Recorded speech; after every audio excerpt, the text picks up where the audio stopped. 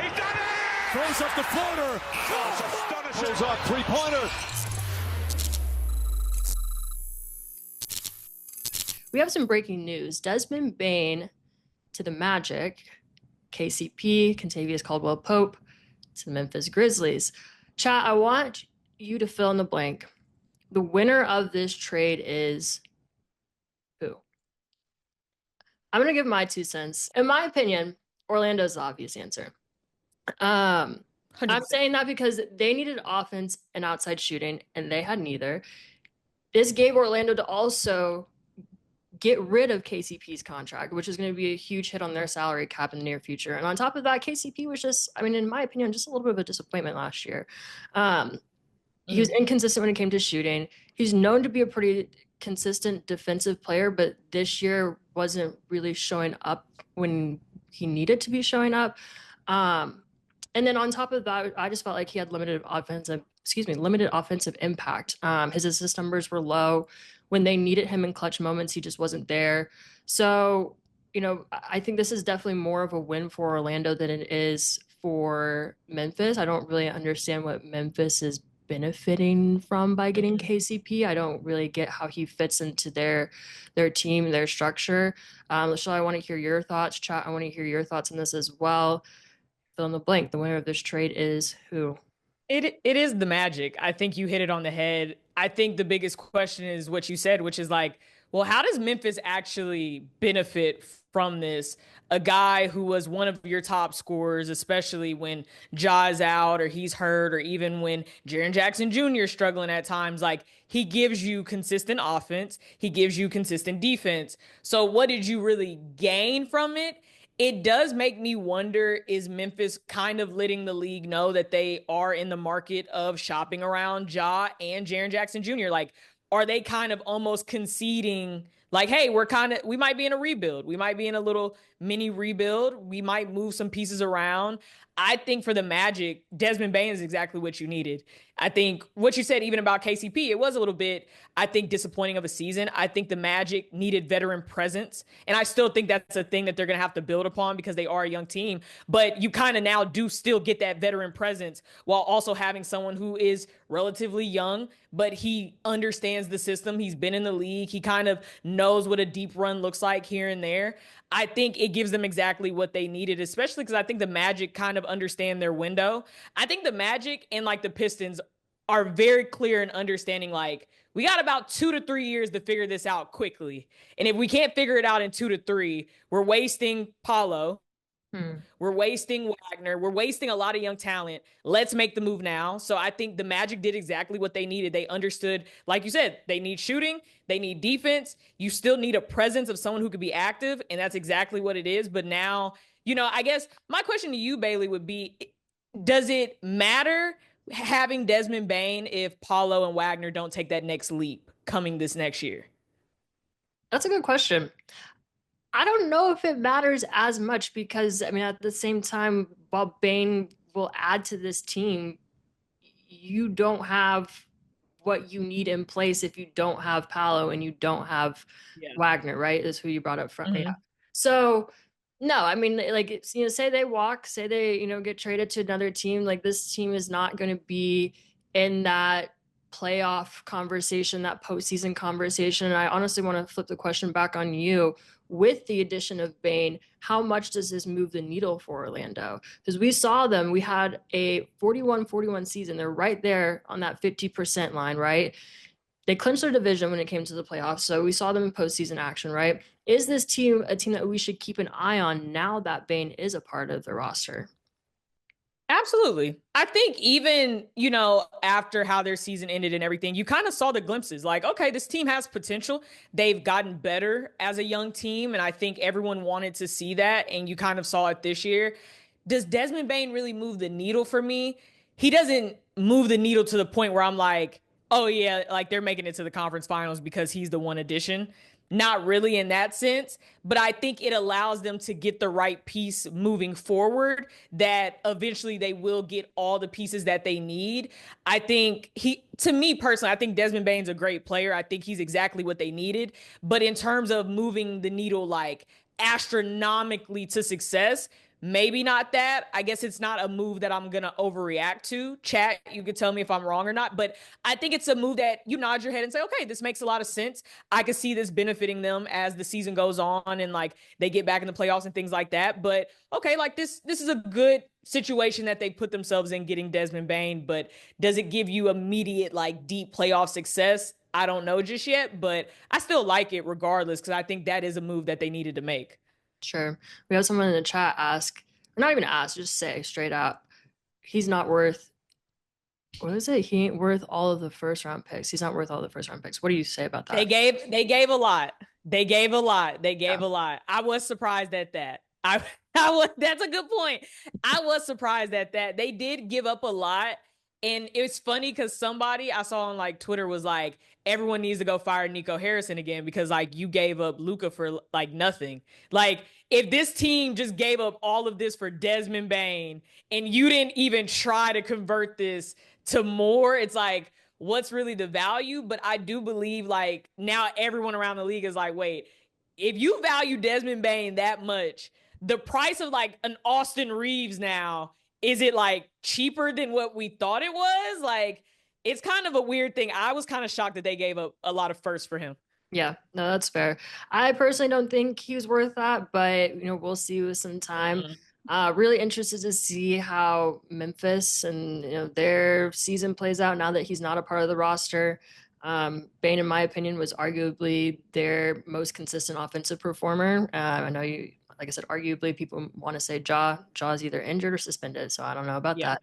And Jaren Jackson Jr. is a very close number 2. So, for the Grizzlies, I don't know how good they'll be in the West anymore, but we'll see. I want to move on to OKC and the Pacers NBA Finals Game 4. We saw a pretty good game. Pretty bad game from a Pacers perspective. My takeaways, I want to start off by saying that, I really thought we had it for the longest time. I think a lot of people thought the Pacers had it for the longest time. Up until about the third quarter, things were looking really good. And then it got to the fourth and things started looking really bad. And we all know how it ended. OKC obviously won. Series is tied 2-2. Like I said, my takeaways, I do not understand why TJ McConnell was played as much as he was. I think Haliburton needed to be on the court more. But at the same time, I want to get into this conversation a little bit later. This is the consistency that we're seeing from Haliburton. I don't know. Sometimes I don't feel like Haliburton needs to be on the court more. They lost about a 9-point lead. Why, you ask? Feel like the offense disappeared in the fourth. And going back to what I said, is like, the third quarter was looking real good. Then fourth quarter came around, OKC's defense seemed to shut them down. They were on pace to have about a 120-point game. So yeah, congrats to OKC's defense because y'all clearly, I feel like y'all were a huge reason why we did not win that game, especially like I said when it came down to that fourth quarter.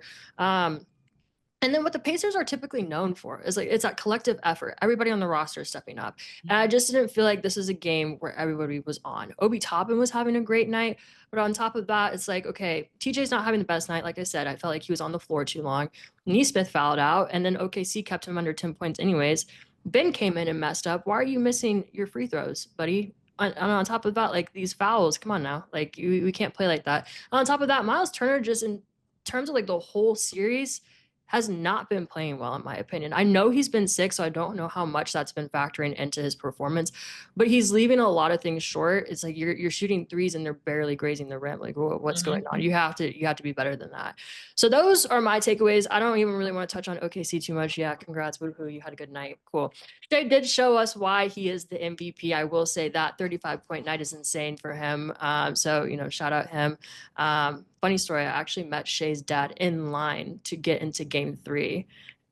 We can say that for another time, chat, if you want to hear it. Spam W's for Shay. You always have a story of meeting someone in a line, in the airport, on the plane.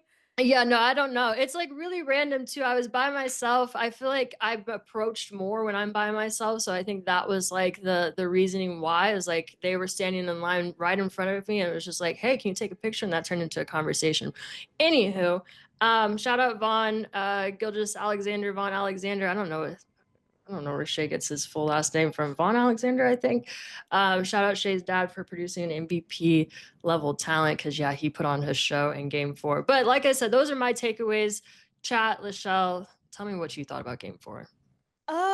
You know, I give OKC a lot of credit, but I do want to give Indiana a lot of credit because I think offensively this was their best game. I think we've talked a lot throughout the series, them playing from behind and how like it's just not sustainable throughout a series. At some point, you have to have a lead. I think they played so well that I was shocked that they gave up the lead like they did. But I think this is where I give OKC a lot of credit because I said this a little bit during the game to myself. I was like, they have to grow up. Like, this is the opportunity for you to grow up. You haven't been a good fourth quarter team closing in close games because they didn't have a lot of close games in the regular season. And they ran into this same issue with Denver, not being able to really either close out games or kind of find their way back into it and really put the nail in the coffin. I think this was their best game where I said, okay, they're more mature than I thought because I think we use the young excuse and their inexperience. And it's like, hey, at a certain point, it doesn't matter. Like, you're going to have to go out there and take a game because you have to.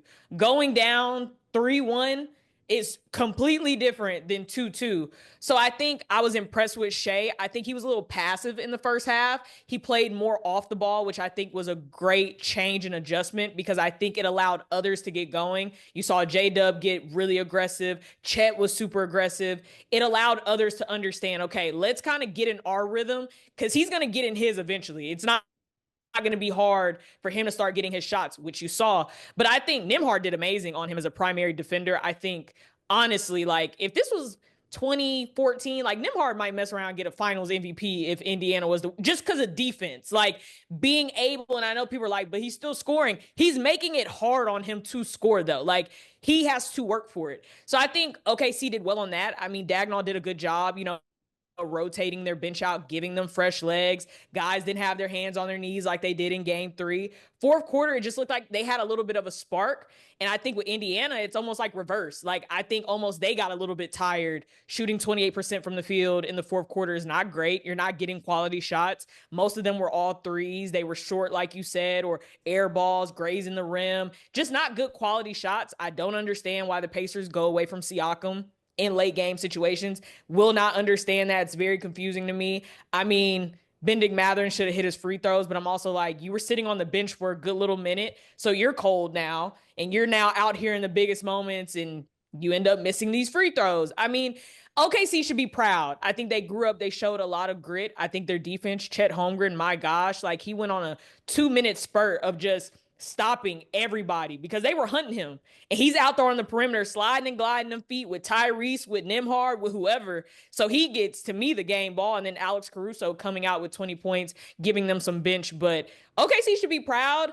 I don't want to say the series is over, though. But if you're Indiana, you will look back at game 4 and say, this was the opportunity. Like, this was it. And we might have closed that door a little bit.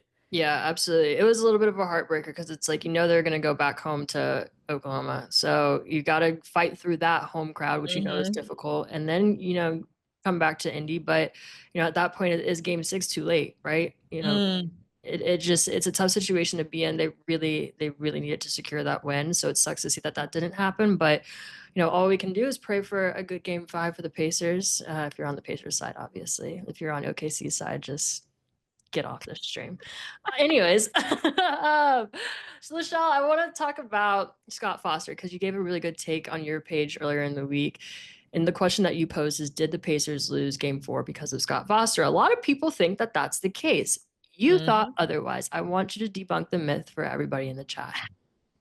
Okay, chat, hear me out. I understand that anyone could bring up the stats of when Scott Foster has officiated an OKC game and what the numbers look like and all that. I just don't blame him because a team shooting 28% has nothing to do with a ref. That has nothing to do with the ref at all. I can understand if this is a late game situation. We're talking about one shot. That's a different combo. But we're talking about fourth quarter. Indiana was in the bonus for almost a complete 7 minutes before OKC even got in the bonus. Shea had only shot 2 free throws the entirety of the game until you get to the fourth quarter, where at this point they're both in the bonus. So any foul touch foul, ticky-tack foul, shooting foul, you're going to the free throw line. Now, I know y'all are going to argue and say, well, it slows down the momentum. And you are correct, but I would say that Indiana had equal chances to go to the free throw line, and they missed those free throws. I don't believe Scott Foster is extending this series as much as people think or that he did in that game. Was it a travel when Shea was over there? Yes, it should have been a travel. I don't think it was a push-off offensive foul, but it should have been called a travel. We can also pinpoint many times in the game there is a travel. So I think it's a cop-out. I'll say that. I think it's a cop-out. I think, honestly, he called it pretty fair for both teams. There might be, a 5 free throw discrepancy by the end of it, and you kind of can't count the end free throws because, at that point you're intentionally fouling. But other than that, it wasn't as absurd as everyone's making it seem. It's like every time it's like the whistle was blowing, and it's like, it's not really true. There was an opportunity with Indiana on the line to get this to a 2-point game and didn't knock down the free throws. Got fouled again, had an opportunity, didn't hit the free throw. At the end of the day, shooting 28% in the fourth quarter is why you lost the game. It doesn't matter how many times everybody's like, oh, it's the fouls, it's the fouls. It's not. Shooting 28% is the problem. If they would have scored, we might be talking about something totally different here. But it had nothing to do with Scott Foster. I want to say Rick Carlisle actually went in the press conference earlier today and was like, the things that I'm hearing about Scott Foster is horrible. That had nothing to do with the game. He was like, he's actually officiated it pretty well, in my opinion. Stop it. I'm like, so if Rick Carlisle is saying this, at a certain point, everybody got to have some pride here. We can't be blaming the refs like this. Come on, Pacer fans. Yeah. Oh, hey, no, don't put on the Pacers fans. I know. You're a logical one. You're a sensible one. You're a sensible one. I appreciate that. Thank you. Yeah, I don't represent the vast majority, but I do know that a lot of people are, like I said, putting it on their refs. You mentioned a really good point. It's a cop out, and I feel like majority of the time when people do not like the way that the game's going for their team, they go ahead and blame it on the refs. So, and like somebody said in the chat, it's like, as bad as Scott Foster can be at times, because I will say sometimes it is easy to just get on Scott Foster because he does 100%. some calls that is just like, all right, buddy, what are you doing? But as bad as he is, it's like this wasn't on him at all. But yeah, if Rick Carlisle, if the teams are saying that the officiating is solid, then you can't argue that. You can't argue that. It's like, what, you're going to go against the team that you're rooting for and what they say is to be exactly true. All right. Anyways, anywho, I want to move on to some predictions because, like I said, we've got game 5, game 6 coming up here soon, and potentially a game 7.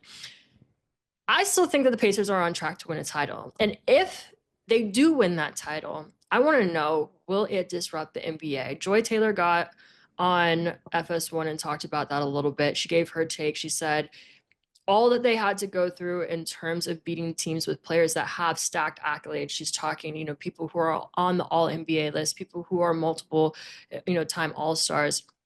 And they had to go through all of that, talking about their spending. They're 16th in the league when it comes to spending, and there's 0 expectations, right? That would be enough to potentially disrupt the league. Lishla, I want to hear what your thoughts are on that. Chat, chime in as well. Do you think if the Pacers win the title, will it disrupt the NBA? I think it would for a moment, but it wouldn't sustain itself. I think, yes, it would make people say, oh, you can get this done without kind of this high price roster and the superstars and this, that, and the third. If it was to happen, we've seen people come close to doing it where they maybe didn't have everything and it was a low roster, things like that. But if they did it, I can see it disrupting it for a minute. But then I can also see the Pacers almost falling victim to what every team falls victim to, which is, well, how do I keep us in this realm of finals appearances? At a certain point, you're going to naturally want to retool your team. You're going to naturally be like you said about Miles Turner. It's like, man, we went through this finals and you kind of didn't play that great. Is there a conversation? You start looking at other things. I think it is a gut punch to a lot of teams in the NBA that are spending a ton of money and begging for players and begging for trades, hoping that it helps their team get there. And I think what Indiana is showing, that at the end of the day, you have to have the roster. that could be a whole bunch of MVPs, could be who we have right now. Like, you know, it depends on how you fit that to the structure of the coach, the system, and how you're able to do that, which I think is such big credit to Indiana. And I think it does disrupt it. It's like, whoa, they're getting this done without an MVP. They're getting this done with, you know, with a guy that we kind of have these superstar debates about. I mean, Siakam is kind of the one that's most decorated, and then Rick Carlisle, but the rest, it's kind of like, okay, like y'all really got this far with the power of friendship, as Miles Turner said. So I think for a lot of teams, it is disruptive. I think a lot of teams are more like, let's see if they win first, because if they don't win, you know, it's easier to go, see, that's why it didn't work. You didn't have the superstar. You didn't have the MVP. You didn't have the 5-time All-Star. Like, see, but then it's like, if it does, though, I think a lot of teams will start to look at themselves and be like, are we really spending all this money and not really getting any benefit from it if this team just did all that in this season and now we're NBA champions? Yeah, absolutely. It's funny that you said power of friendship. I was with somebody last night and she had said, oh, it's the power of friendship. I was like, where in the world is she getting that from? And I didn't realize that Miles Turner had said that. But anyways, you know, you bring up a really good point about just spending excessive amounts of money to get these superstars, these star players. To me, I think if the Pacers end up winning this finals, it shows how true team basketball can beat a couple superstars, right? In the last 20, maybe 10 years, we've seen the big three conversation, the big three concept. Like, yes, it was a thing before, but once that Celtics team, that Kevin Garnett, Paul Pierce, Ray Allen combination came into play, we started seeing way more teams develop that big three model, right? We saw Bosh, Wade, LeBron, we saw Steph, KD, Clay, right? I think if the Pacers win, we'll start to see more teams move away from that and maybe potentially turn the discussion around and talk about building teams, quote unquote, the right way, right? Building teams that are built like the Pacers, true team basketball. Chat, I want to hear your opinions on that because I know that's kind of a little bit of a controversial topic. The big three concept has worked out really well. And I mean, it has for decades. We've seen, you know, like I said, Bosh, Wade, LeBron, we've seen them win a chip. You know, we've seen Bron, you know, Kyrie and Kevin Love win a chip. So, you know, is that maybe the direction that this impact of the Pacers team has on the future of the league? I don't know. We won't know unless the Pacers win. I mean, it's still a conversation to be had. Which, I mean, obviously I think they're going to win, but like, you know, we'll see where that goes. But anyways, I want to pivot into, but as we're talking about, you know, superstars having these, you know, the big threes, there's been a lot of conversation in this series around what a superstar is. And if Tyrese and Shea are superstars, I don't think a whole lot of people argue that Shea isn't. I know Tyrese is a little bit more controversial when it comes to this topic. Malika posed the question to Shea in an interview that aired maybe yesterday or not too long ago, basically, you know, wanting him to think about the anatomy of a superstar, where he puts himself in that conversation and where he puts Tyrese in that conversation. I know, like I said, a lot of people are very 50-50 on, is Tyrese a superstar? Is he not? Chat, I know we've heard some of your opinions before. I want to get your take as well. Lisha, I want to start off with you, though. Do you think these two belong in the superstar conversation? And more specifically, do you think Tyrese belongs in the superstar conversation? Oh, I'm always 50-50 with Tyrese because, like, you hear so many requirements to be a superstar. And I feel like this is the first time we're having more conversations about it because of the face of the league convo and like this and that. Like, usually we don't have these conversations because naturally I think we know who's a superstar. We know who's not. I think with Tyrese, it's like, I think he has superstar qualities, but I think it goes back to the consistency for me where I'm like, I don't know if you have that yet. I do believe he has the charisma. He has the look for it, as they talk about, the swag kind of that, you know, fans get behind it, right? You hear Magic Johnson say, you know, a superstar is where you could go into the opposing arena and sell out seats because they want to see you like that. And a lot of people are like, oh, it's just about tickets. But I think what he's saying is you have to be that good of a player that with all those things, you could sell out an opposing arena. And that's why they want to see you. That's why they're enamored with you and running after your car and doing all these things. I think for Tyrese, he has found himself in the combo because he has this electrifying type of personality while he's out there. And I think people had these conversations of if he was corny, and now it's like, he's just Tyrese, like you kind of start to appreciate who he is. I don't think he's a superstar just yet. I think he has a lot of the qualities, like they're there. And I think, some people might say, well, if he wins, he's an automatic superstar. That's debatable, right? Like, it's like, yeah, if he wins, but does that really solidify that? For Shea, it's like he's an MVP. We say he's aura, right? Like he's here, he's there. And you see people running after to talk to him, people crying after he signs a jersey, right? I think Tyrese is getting there. But I guess for you, Bailey, because you're a Pacer fan, you've watched Tyrese, you're a fan, you understand what this is. Do you believe Tyrese is a superstar? I'm gonna put the realist hat on again. No, he's on the cusp. I'm gonna say a very similar answer to what you said. He's on the cusp, but he's not quite there yet. To me, a superstar is a perfect combination of talent, consistency, consistent impact, which is what you said, and cultural influence, which is also kind of what you touched on, right? Having that aura. People are crying when they meet you. You're constantly in the news. You're doing these ads. You're off the court. You have this impact, right? I think Tyrese is close to that, but he's lacking that cultural influence and he's lacking that consistent impact, right? He has talent. There's no arguing that. He's a talented player, absolutely. It's weird though with this conversation because I don't think the team is built in a way where he needs to consistently be dominant. And that's the hard part about Tyrese.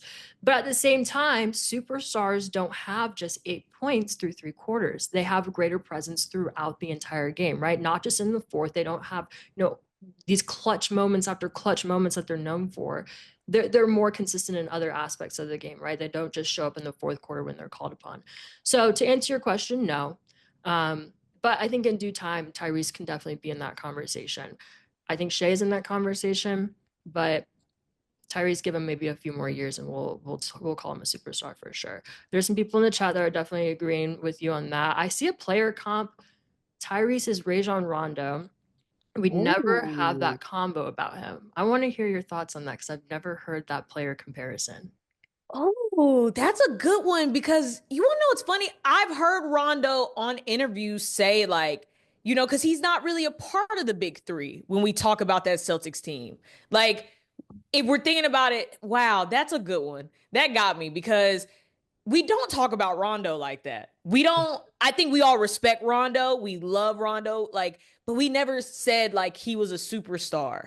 And I think even how they play is very similar. It's a pass first. I would say Rondo probably passed way more. I think he understood he was really a facilitator. Tyrese is also more of a playmaker to me at times. I can see that comp. That comp makes a lot of sense to me.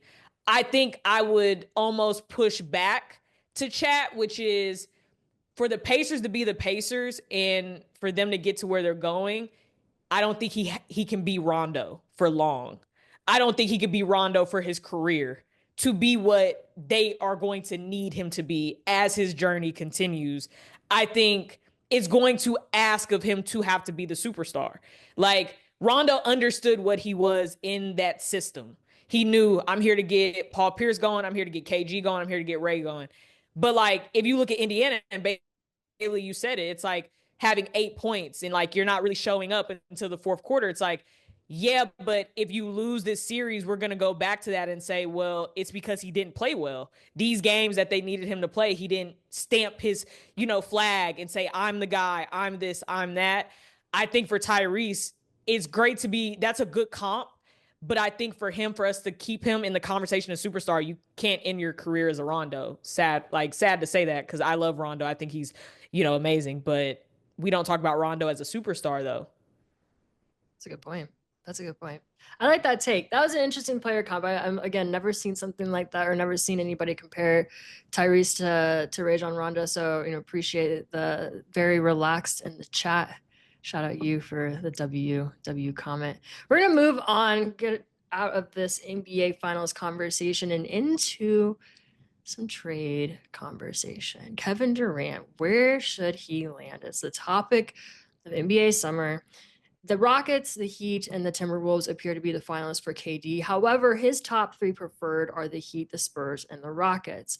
Shout out to our non-existent sportsbook partners, the door is always open to fill that spot. But the odds right now have the Timberwolves at -130, the Heat at +220, the Spurs at +350, the Rockets at +750, and the Suns at +1600. Obviously at +1600 because it's unlikely that he will return to the Suns. So with that being said, I kind of want to narrow it down to the most realistic options. Like I said, KD's interested in the Spurs. Spurs don't really seem to be as interested in KD.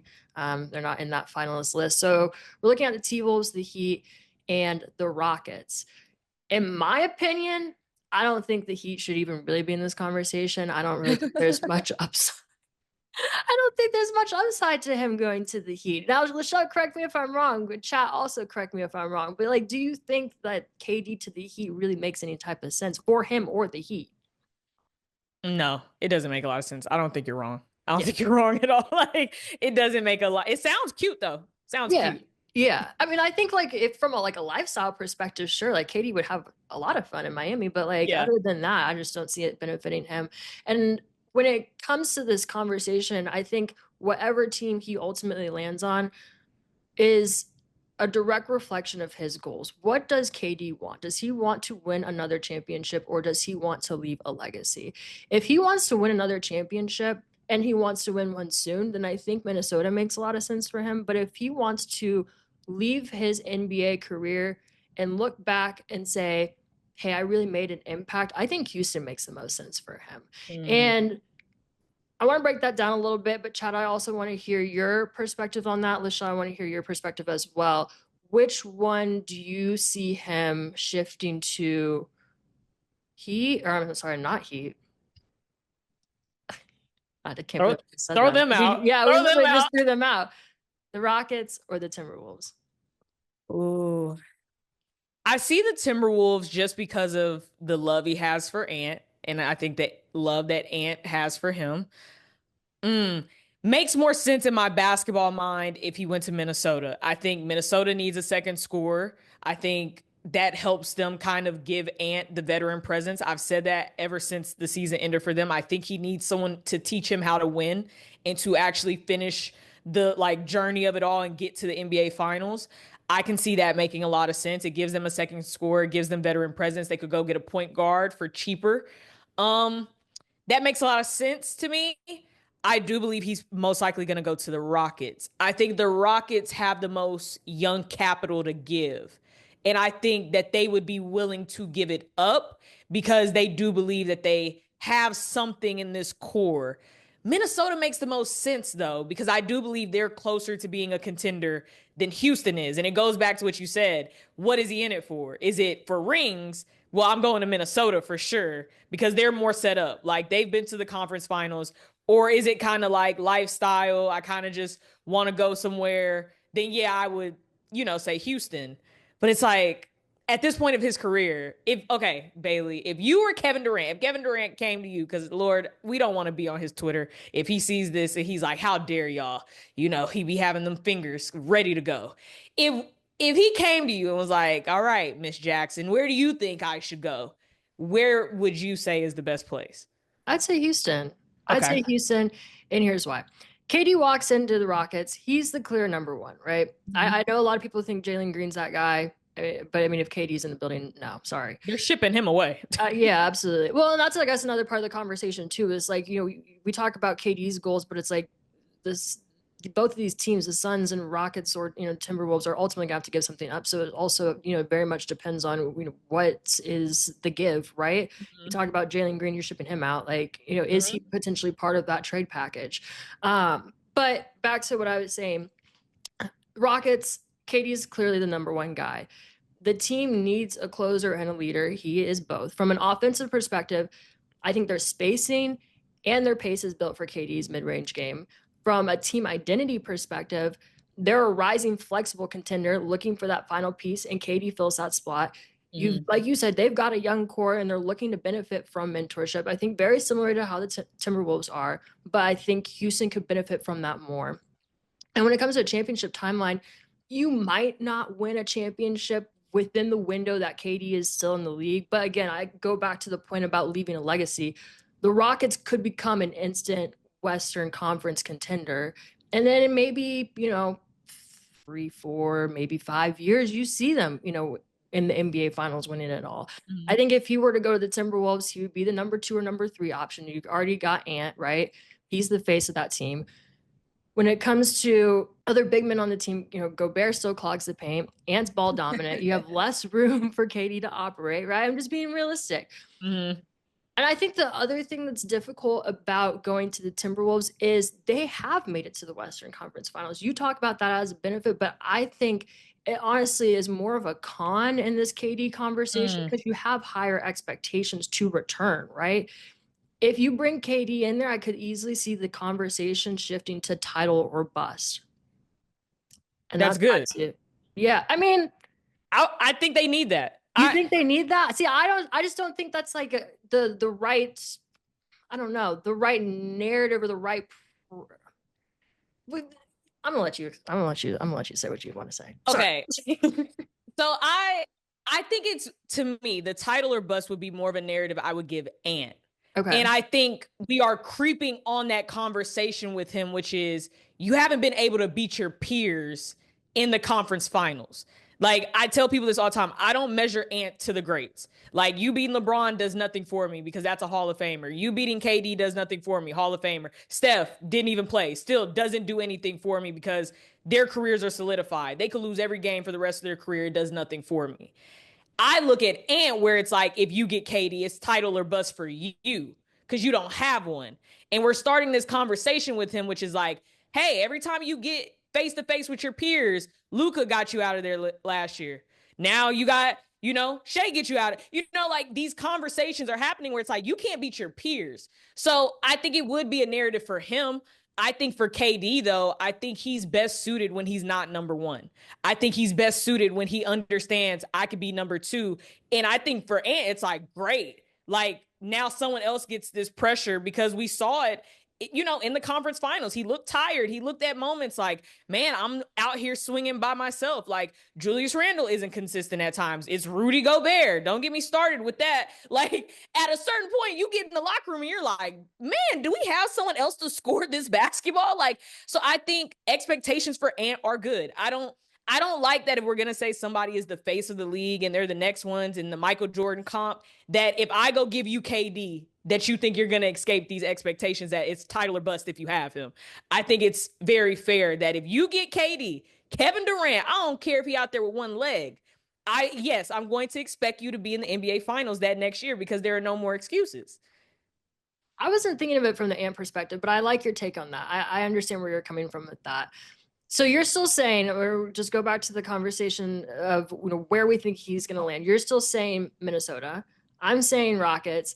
I see somebody in the chat that seems pretty giddy about the Spurs still. We've got Katie and Wembanyama. Excuse me. I'm just going to call him Wemby. Katie and Wemby could probably take the Spurs to the conference finals. Do you agree with that, Lachelle? Chat, do you also agree with that?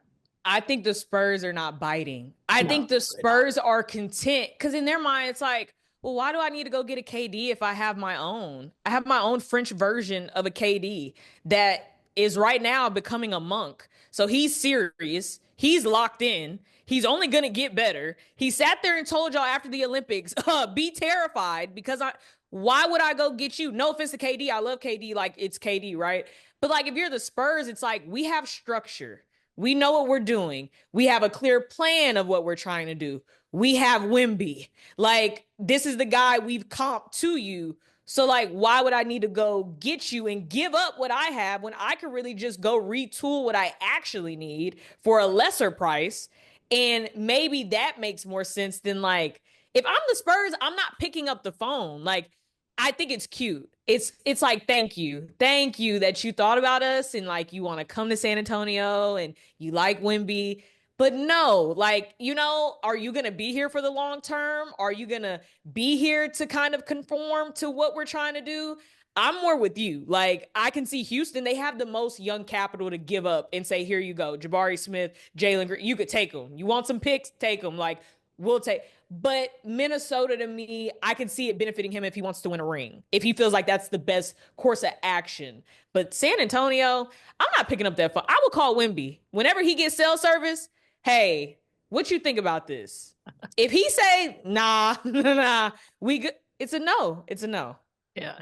Hey, he shaved his head and he's ready to go. He said he's turning into a monk. Do you know how mad I would be if I'm becoming a monk and y'all call me about KD? Again, no offense, KD. No offense. I'm over here doing the spiritual, mental, emotional work. And y'all over here call me about KD on my retreat. I promise you I would be livid. I'd be so upset. How dare you? That's actually hilarious. Oh, I can't move past that. Okay. We still need to discuss what needs to be given up for Katie, right? Like I said earlier, this isn't just, hey, one of these teams gets Katie. There's some give to it. If he were to go to the Timberwolves, what do you think the Timberwolves would need to give up to get him? You're most likely giving up Naz Reid. You're most likely giving up Nickeil Alexander-Walker. There might be a conversation of Jaden McDaniels. Depends on what the team feels like they need to, because I think a lot of teams don't ask for what they want. If I was Phoenix, I'm asking for Nas, I'm asking for Jaden McDaniels, I'm asking for Nickeil, and I might try to have a conversation about Julius. Maybe. I don't see them budging, but if they were to divert away, then I would go to Rudy. And that's if they want to take that contract. If I'm Minnesota, I'm trying to get Rudy up out of there. I'm sorry. It's time. You can go get you a big man for cheaper that can give you offense and defense. It's time. But Nas, I'd ask for Nas, Jaden, talk about Julius a little bit, and I would ask for Nickeil Alexander-Walker. And then if they go away from Julius, I'd be like, okay, well, give me Rudy. But then it's like they really don't need a big because they already have one. So I'd probably take Julius. Are you a part of the Rudy Gobert hate train? I have to ask. It's not a hate train. It's more like a distaste. Okay. It's more like, I'm not a fan.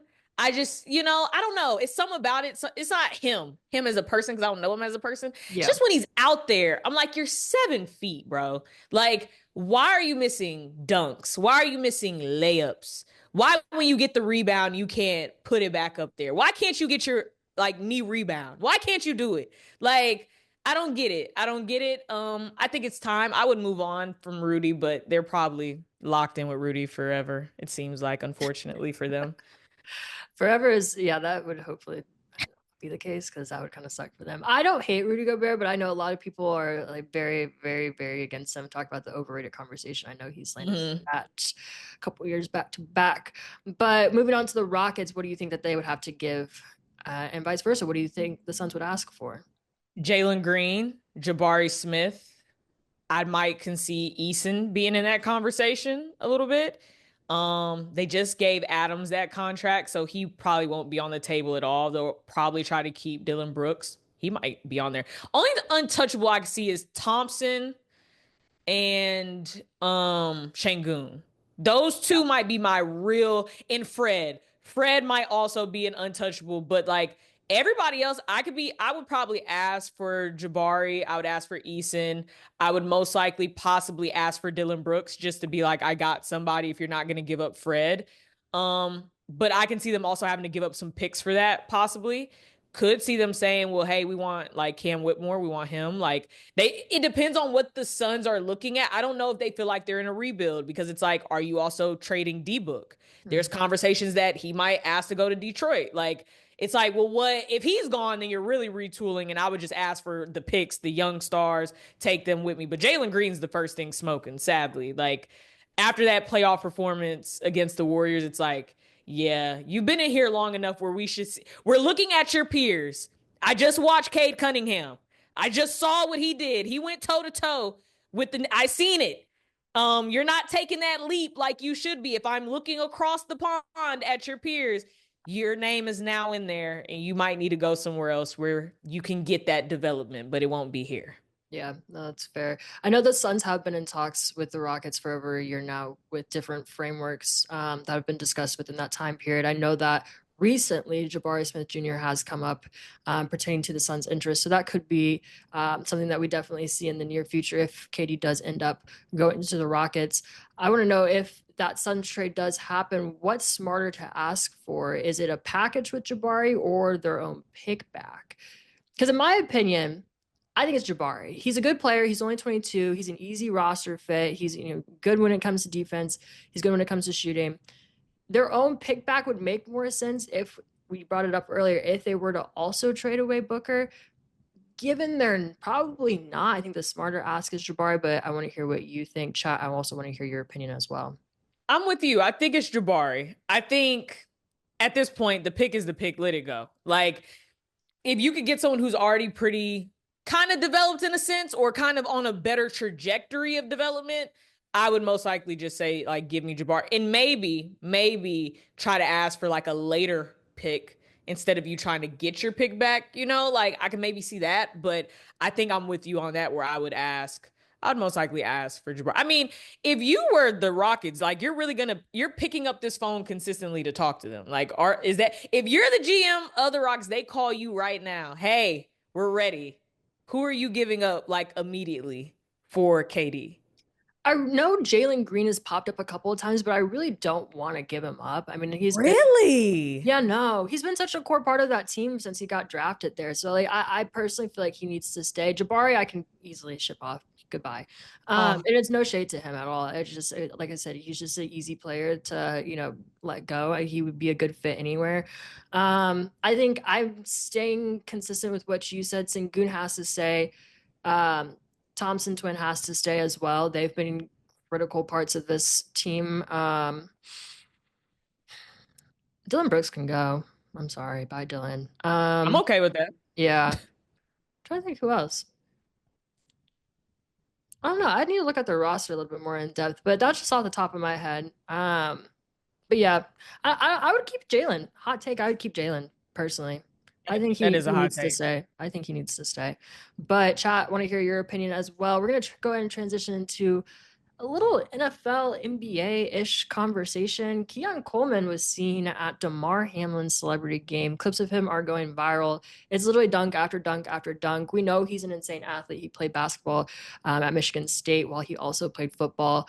And shout out Keon because he showed up to OTAs looking way bigger than he did in his rookie year. He's clearly spent some time in the gym, spent some time in the basketball court as well. But yeah, shout out Keon Coleman.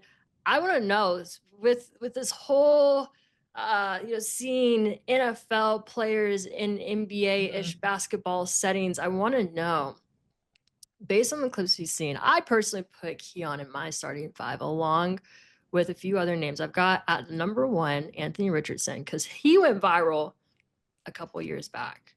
That's a good one. I think he would be amazing at the 1. Keon at the 2. I'm putting DK Metcalf at the 3, Myles Garrett at the 4, and Mo Alley-Cox at the 5. Mo Alley-Cox, because I know it's random. I know it's random, but hear me out. He played D1 basketball at VCU. So, like, I'm also looking at it from a perspective of, like, is there another Keon out there that played basketball and football at the same time?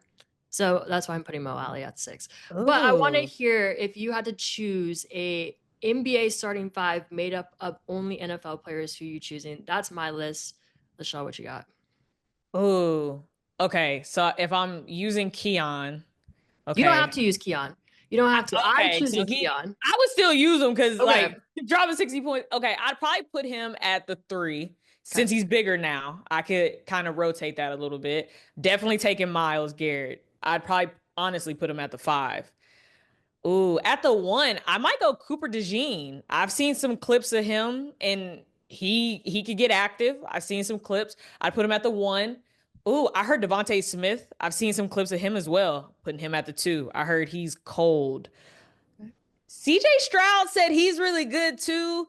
Wasn't there a clip of CJ Stroud going against Jaime Jaquez? I think there's a clip of him in high school going against him. I'd put him out there. DK, I don't know. I don't know. DK might sit there. There's NFL players that play basketball and then they start trying to tackle people and stuff. Like, I need someone who's at least not going to foul out. Like, just stay consistent. Myles Garrett, I think he has more constraints. So I'm going to have him at my 5. Cooper DeJean, Keon, Devontae. Yeah, and I'll put CJ out there. I'll put him at, yeah. Actually, let me switch it. I'll do CJ at the 2, Cooper DeJean at the 1, Devontae at the 3, Keon at the 4, Myles at the 5. Okay, I like that. Okay. Do you have an honorable mention? Because my honorable mention is Nick Cross. He's one of my good friends. He would be mad at me if I didn't say him. Oh, I'm putting him at the 1 or 2. I have to, just for the sake of friendship, because he really thinks he can hoop. I personally have never seen him play, so I don't know if I can confirm or deny that. But like I said, for the sake of being in good standings with Nick, I'm gonna put him at honorable mention. You got one? I'd probably say Patrick Mahomes. I remember that Hmm. clip of him hooping, and then they called him and was like, "Hey, no more basketball for you, buddy." Like we saw it. Like I think he has a gym at his house, and he was hooping, and like it went viral, and like Kansas City was like, "Hey, no more, no more, no more for you," because like he That's was really fine. out there hooping. So I'd probably give him honorable mention. That's fair. I didn't even know Patrick Mahomes could hoop like that. The more you know. Supposedly, it was like a big deal. They were like, "Oh, he's not going to be able to do anything else ever again." It's like Luca in that one video where he has the can of beer and they're like immediately no, and they take it away from him. No more basketball for No you. more, no more. You're never seeing No, him do no that hoop again. dreams. You No hoop literally, dreams. You're done. literally You snatched play right out of your football. hands. Right. Yeah, exactly. Literally. Know your place. Know your place, buddy. Anyways, moving on to another NFL player. This one is a little bit more controversial. Antonio Brown. He's wanted for attempted murder. He was involved in an altercation almost a month ago outside of a boxing match. He alleges he was jumped and attempted to take his jewelry.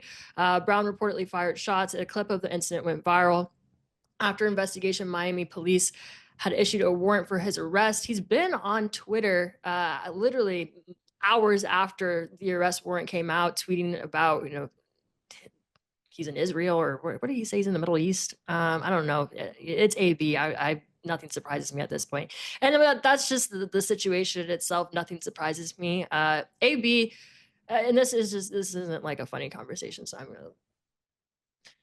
to shift my face here, but he hasn't quite been right since he took that hit in 2015. We saw how his career ended in 2022.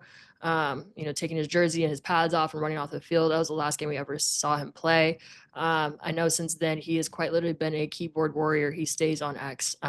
He's kind of embraced that whole CTE narrative, creating the hashtag CTESPN, posting whatever he wants to post, and now this. Honestly, I really just hope that he kind of gets some help. I feel like he's really kind of dipping into a bit of a dark trajectory. So prayers for him, and hope everything pans out in a positive direction. But yeah, just like I said, a little bit of NFL news.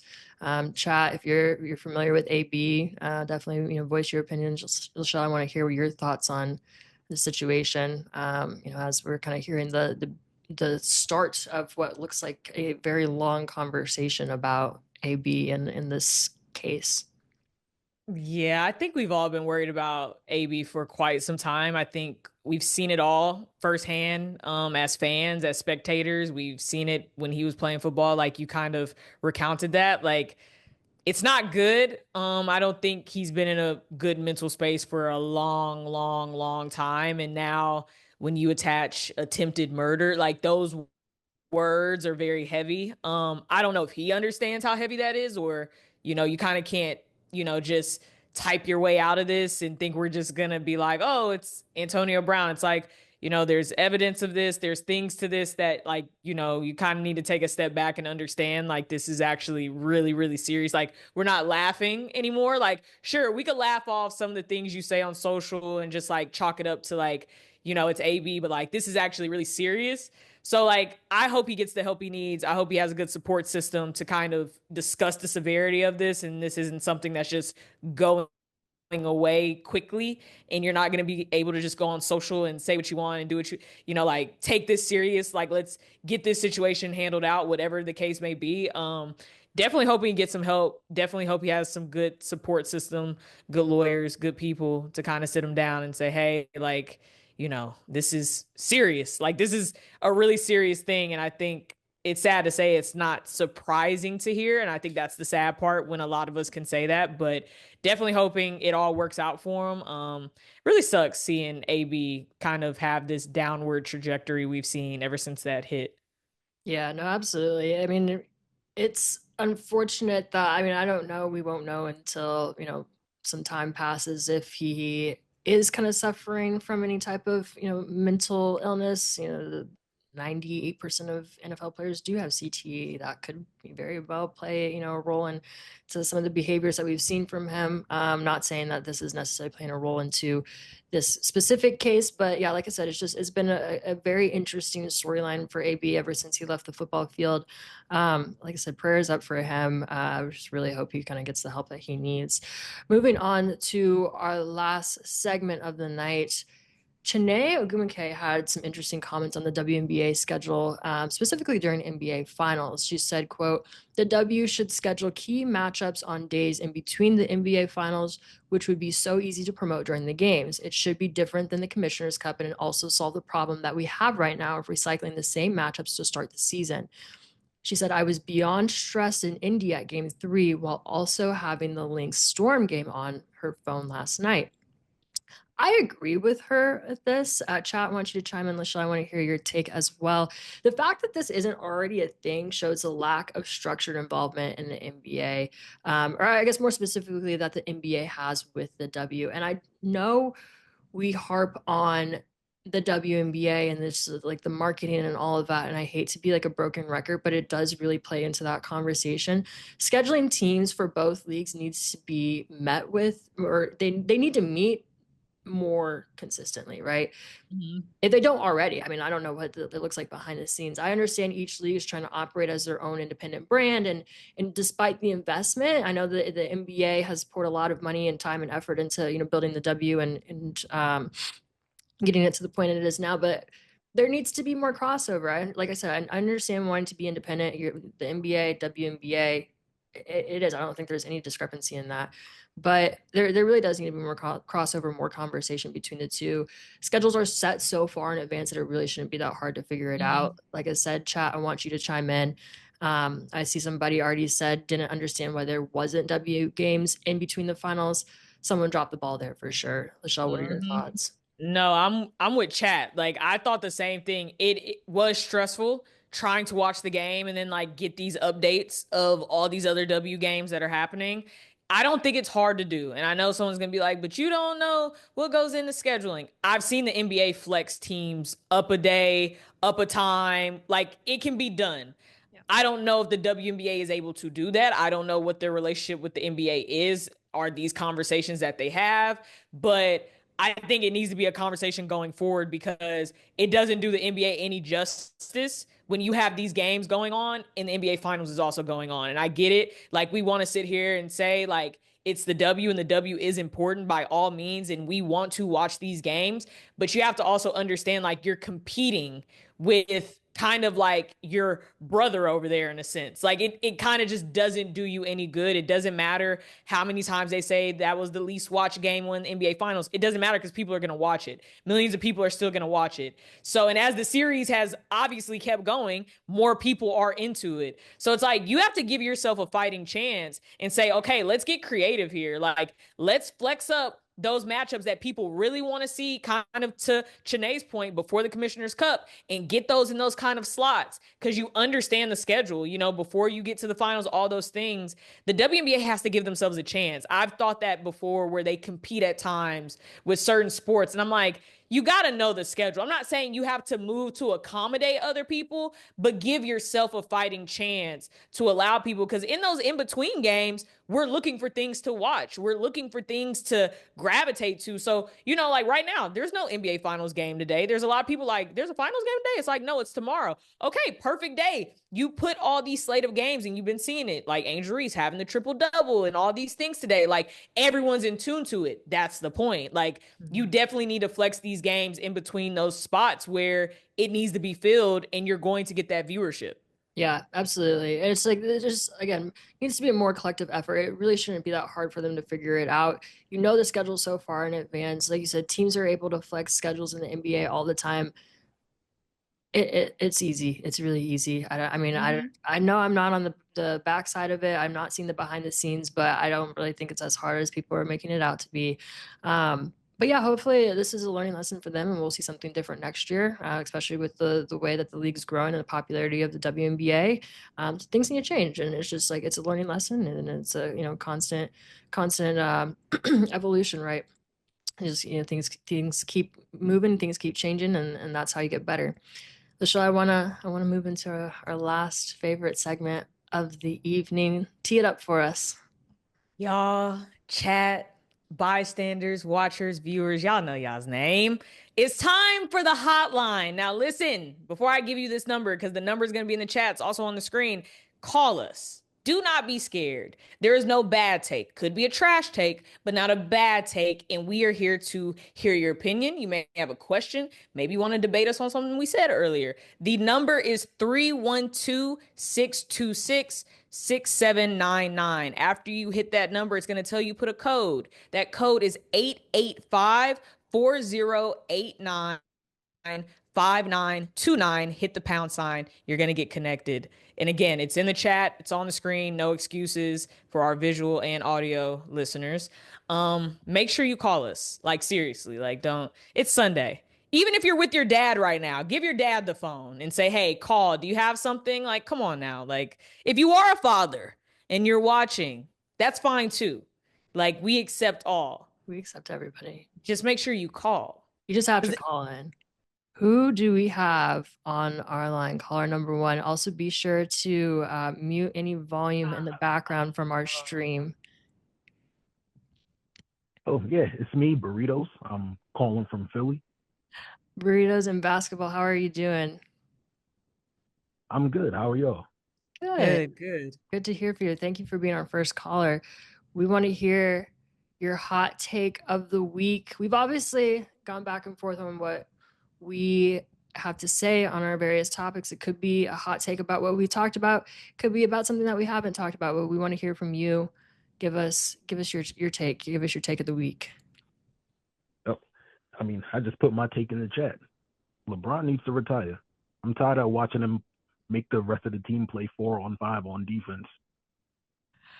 I fear you have Lachelle, little man. Why do y'all choose to come on this hotline and choose violence with me when you bring up LeBron?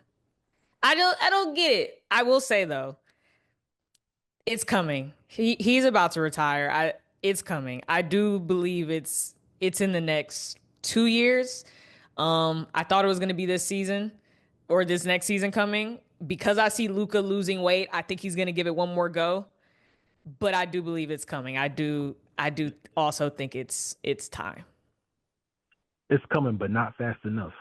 Dang, you want it to happen tomorrow? Absolutely. They need to give him some type of incentive so he can stop piling up all these meaningless longevity numbers that don't lead to any winning. Just let the team build around Luka, kick Bronny down to the G League or send him to Tel Aviv or something. I don't know. Tel Aviv. That's why. I mean, to be fair, he's not making these longevity numbers himself. He's just they're doing it. He's just still playing. Yeah. Yeah. Oh gosh. Outside of that one Mickey Mouse ring, it's led to 0 winning. I'm like, it's time. Hang it up. I mean, if you were a close friend of LeBron and you're in his ear and he says, whatever you say, I will do. What are you recommending? Is it, I'm not coming back for the 2025-2026 season? Is it I play one more year? Like, what do you think his timeline should be? It's time to hang it up. Right now. He's done. Yes. All right. Y'all not going to be friends no more after you tell him that. Yeah. I'm more of a Kobe guy anyway. That makes more sense. See, if you would have led with that, now everything else after you would have said, I would have been like, oh, this makes more sense now. But yeah, I mean, it's coming. The time is coming. He's going to get his farewell tour, the whole 9, but it's coming. Luka's not ready for it to be his team just yet. I think he needs one more year. He just took Dallas to the finals. What you mean? Again, I think he needs one more year with the new organization, get his bearings back together, get healthy, give him this year to really take on the reins for a full season, and then it will be his. I think they already want to transition that. I mean, even Braun said it, but I still think he needs that full season. So with no mess, no trade, no nothing, just give him the full year. Then after this, it's his fully. Oh yeah, new organization, whole new team. Yeah, I'll definitely give you that. Yeah, It's like I was saying. I mean, I'm a Lakers fan, but like these past couple of years have been really hard to watch. You know, AD has a part to play in that, but it's a collective. We could spread some blame around. No one's exempt. If you ask me, we could spread some blame around. Everybody gets a little something. Rob Pelinka, Jeannie Buzz. We could spread it around for the Lakers for sure. Yeah, that's true. Oh yeah, and also we need to get a real coach there too. Dang, man, what's your beef with JJ? You know what? Don't even answer. No, actually, I want to hear. Yeah, because Redick hasn't been there for that long, so it's like you really haven't given him much of a chance. Why do you think he should go? I mean, come on, so I'm saying Darvin Ham gets all the blame for taking the team even farther as a first-year coach, but he gets JJ Redick from this whole podcast they were doing, and I'm like that whole thing was set up from the start. He gets him on a podcast, suddenly he just brings him in as the coach. Like, come on. I mean, it's I not get much. I get where your head's at. I feel like he needs a little bit more time though. I don't know if JJ Redick needs to go that quickly, but yeah. Burritos and Basketball, we appreciate your time here on the show. Thank you for calling in, being our first caller of the night. Have a good one. We'll see ya. Yeah, pleasure talking to y'all. You too. Man, he said JJ gotta go. He said Braun gotta go. Whole team gotta go, other than Luka. No, literally. Like, what is the Lakers roster at that point? I don't know. You don't have Lakers. If you're a Lakers fan, you don't even have a Lakers organization. That's okay. I don't know. It's a hot take for a reason. We don't have to agree with you. Now I'm thinking about it. Just ruined my Sunday. Like, dang, like Braun time coming, y'all. Stop trying to make it come faster. I'm trying to pick someone to root for after he's gone. Okay. I'm in mourning as it is. Okay. Like, give it time, please. Don't rush me into this. Like, everyone says it's time for him to go. I need to pick someone to root for. Okay. It takes time. I don't know who can be trusted. And y'all just want the man to go right now. Like, listen, okay, give me a year to get my bearings together. Like, stop rushing it. Stop rushing it. Burritos and Basketball said I got zero chill. It shows. Like, man, everyone's like, get him out of here. God, dog. Like, give it time. Give it time. It's coming, you guys. He's not going to be here 5+ more years. Like, it's 2 max probably. Like, we get it. We're here. I just need him to be healthy, right off into the sunset. God bless. Yeah, we're coming to that time. Gosh, I feel triggered. I don't know if we can do any more LeBron takes. I mean, at this rate, we've had two in the 2 hotlines that we've done. The show can't take it anymore, guys. Y'all gotta come on the show with some different heat. But anyways, chat, that's all the time we have for tonight. Thank you so much for joining us. Thank you so much to our caller.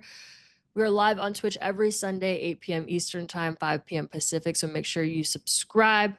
You hit that follow button. And if you missed part of the stream tonight, don't worry. Every episode is posted on YouTube on Mondays at 12 p.m. Eastern, 9 a.m. Pacific. Again, thank y'all for joining.